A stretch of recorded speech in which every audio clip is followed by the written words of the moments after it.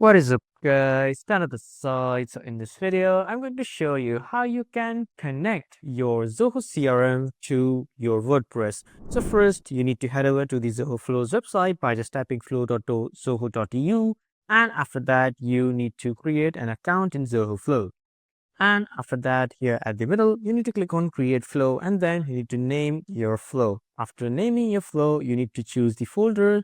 And after choosing the folder, you need to enter the description. After adding the description, you need to click on create. After clicking on create, you just need to choose the app to trigger the flow. So in the app section, click on configure.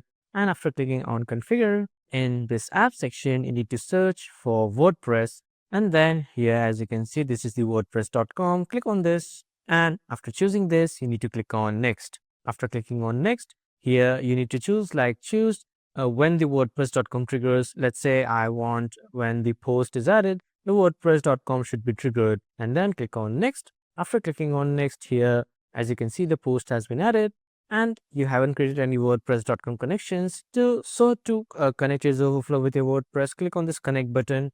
And after clicking on this connect button, you just need to enter a connection name. And after entering the connection name, you can choose all the triggers and actions or only specific triggers and action. After that, click on authorize. After clicking on authorize here in the new tab, this will ask you to sign in. So just simply approve this from the WordPress side. And after that, when your connection is done, click on done. And after that, your connection will be added to your Zoho CRMs or Zoho workflow site. So this is how you can connect your Zoho to your WordPress. That was all for this video, everyone. Thank you for watching.